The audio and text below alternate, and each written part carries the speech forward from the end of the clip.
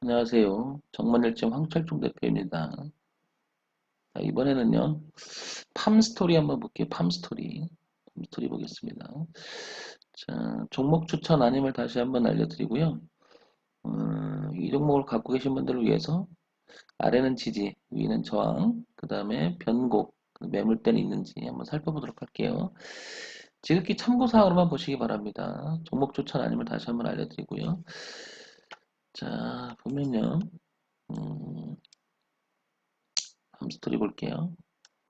먼저 팜스토리 한번 보면요. 이렇게 뉴스 나온 것을 한번 이렇게 봐볼게요. 보면 팜스토리는 여기 보면은 3월 3일 날 이렇게 3월 3일 날 뭔가 계속 뉴스가 나옵니다. 이때 좀 24일 날 뭐 나왔고요. 그 다음에 곡물 관련 곡물 상승 곡물 가격 이게 요지죠. 그것 때문에 올랐다라는 게 요지인데 그러니까 미래 가치를 보면 곡물 가격 상승되니까 팜스토리가 수혜를 보겠다. 뭐 이런 뜻이잖아요. 그죠? 자, 그래서 이런 거는 뭐 그냥 가볍게 보시고요. 자, 그런데 과연 그런 내용들이 그냥 뜬금없이 중간에 툭 튀어나온 게 아닐 거라고 그런 생각을 하거든요. 항상. 이 차트를 그래서 보는 건데요. 한번 봅시다. 먼저 왼쪽 위에가 월봉이고요. 그 다음에 주봉이고 오른쪽 위에가 그 다음에 아래 차트가 일봉이에요. 이렇게. 자, 이거를 다시 한번 볼게요. 이 부분 한번 볼게요. 일봉에서 먼저 이걸 보게 되면 이렇게 뭔가가 수렴했다는 생각이 들죠. 이렇게. 그러다가 그때부터 이제 저가를 높이면서 올라갑니다. 다시 얘기 드려서 이렇게 고가가 낮아지죠. 이렇게. 낮아지다가 여기서 변곡을 주고 작년 11월, 12월께부터 올해 1월부터 시작을 해서 우상을 틀기 시작합니다. 보다시피 그죠? 이렇게. 그러면 그걸 다시 왼쪽 위에 있는 월봉으로 한번 가볼게요. 데이터 값이 얘는 2020년 2월부터예요. 그러니까 한 1년 정도 되는 데이터 값이죠. 그러면 화면상 보게 되면 요렇게밖에 안 보이는 거죠. 요게 일봉의 간격이죠. 그 다음에 이 정도니까. 근데 이제 주봉을 보게 되면 2019년까지 본다 그러면 이렇게 확대가 되는 거죠. 이 부분이 안 보이는 거죠. 소위 말해서. 그래서 같이 동시에 보는 것은 의미가 있겠죠. 그래서 2015년께부터 흐름상을 가만히 보니까 팜스토리 이렇게 내려가는 그림이었었어요. 이렇게. 그러면서 2019년서부터 2020년까지는 1,500원 여기를 저항을 값을 알 수 있죠. 이렇게 저항값. 이렇게 1,500원 저항, 저항, 저항. 그러다가 이번에 뚫었어요. 이렇게. 그죠? 이번에. 1,500원까지. 그거를 다시 주봉으로 갔더니 이렇게 그려집니다. 이렇게. 그죠? 이렇게. 그리고 저점이 높아지는 우상한 그림이 만들어지면서 흐름상은 이렇게 만들고 있어요. 그죠? 그래서 어쩌면은 지금 2040원이라고 하는 고가가 형성돼 있을지도 모릅니다. 저것 때문에 흐름상 흐름의 저항이라고 하죠. 저거를. 자, 그런데 아래를 잠깐 볼게요. 아래 그 일봉을 잠깐 보게 되면 여기서 뭔가 거래가 굉장히 많죠. 이렇게. 그죠? 이렇게 거래가 많았죠. 지금 이 자리가 거래가 이렇게 많습니다. 이렇게.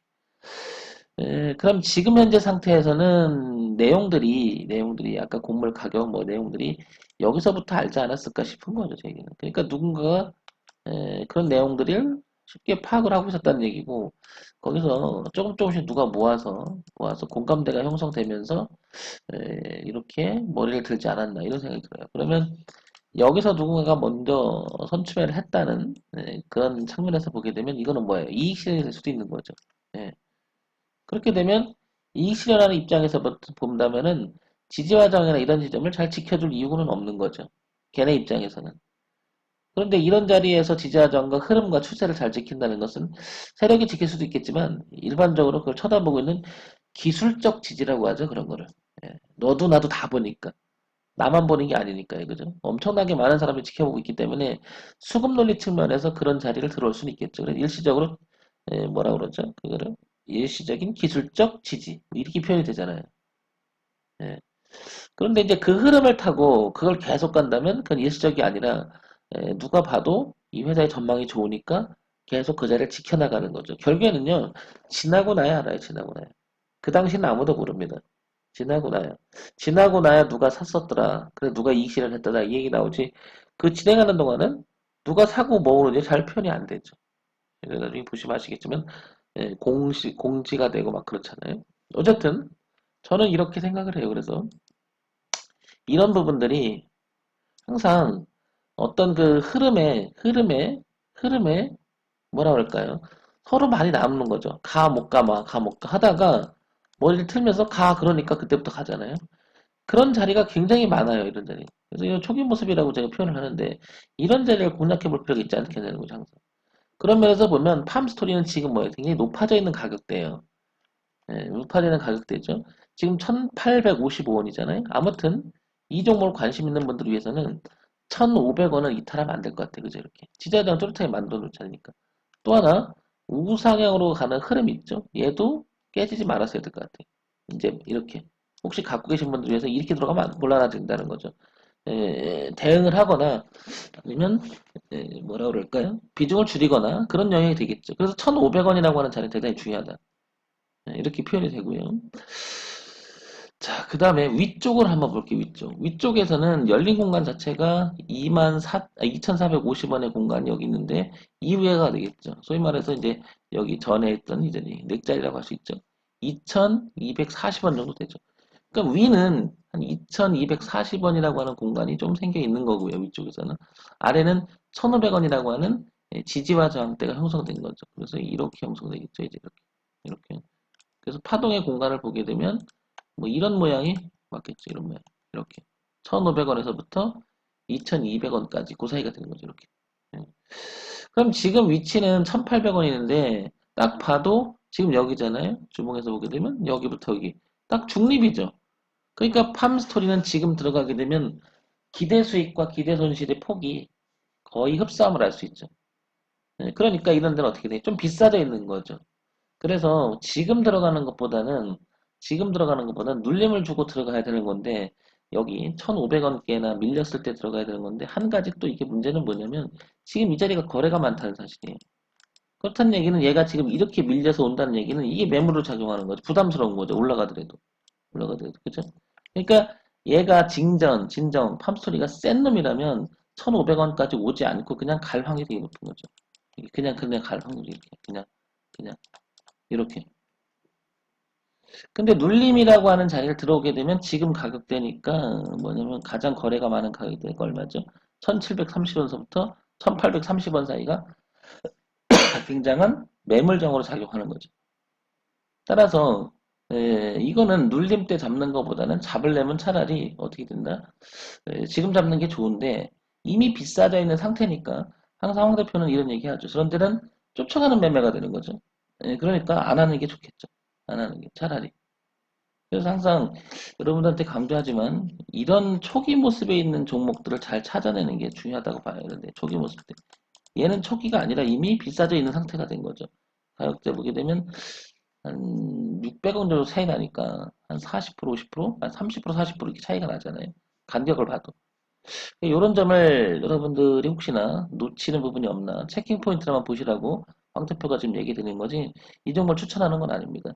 자, 그래서 다시 정리를 해보면 얘는 정리해서 얘기드리면 1,500원대 이렇게 그죠? 그 다음에 우상향으로 올라온 추세대를 깨지면 안 된다 이렇게. 근데 만약에 이게 밀려서 이렇게 온다 하더라도 왜냐면 지금 거래가 많았다. 그러니까 반등해도 이 매물이 부담스러울 것이다. 얘가 일기 깬다는 것은 결국에는 뭐예요? 이탈을 할 가능성이 높아진다는 거죠. 그건. 왜냐하면 지지하장을 크로스한 자리를 들어가게 되면 이 자리를 깨고 들어가게 되면 굉장히 매물 부담이 부담스럽고 올라가기가 어려운 거죠. 흐름을 깨버리니까.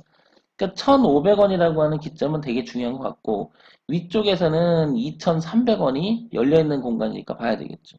그렇게 체크하면 지지 자리, 저항 자리 두 가지가 표시가 되겠죠. 지금 자리는 좀 비싸죠. 저 같은 황 대표나 하여튼간 이런 자리에서 매매를 잘 안 합니다. 왜냐? 기준에서 멀어진 것은 손절도 길어지고 그만큼 망설이게 되거든요. 결국에는. 그런데 기준에서 가까운 것은 망설일 것도 없고 그냥 뭐예요. 기준 딱 그대로 하면 되니까. 저는 그래서 초기 모습을 많이 얘기 드리죠. 그래서 항상 주가라고 하는 것은 모았다가 나가는 초기 때를 한번 생각해 보자는 거죠. 그리고 이미 진행한 상태에서는 접근하려고 하면 위와 폭 자체가 어떻게 돼? 이 세력 입장에서는 만약에 이거를 핸들링하는 입장에서는 여기서는 올라줘야 될 이유가 있겠죠. 왜? 사면 되냐? 사는 데서 끝날까요? 아니죠. 팔아야 되죠. 올릴 이유가 있었던 거죠. 그러니까 여기 다 던져버리면 어떻게 돼요? 그냥 흐지부지 하겠죠. 근데 더 갈 수도 있겠지만 그런 게 문제가 되는 거죠. 여기서 만약에 던져버리면 내가 기준을 어떻게 잡고 손절할 거냐 이거죠. 그리고 손절을 어설프면 길어지기만 하고 그러니까 맨날 손절만 당한다 당한다 그 말을 하는 거예요 사람들이. 예.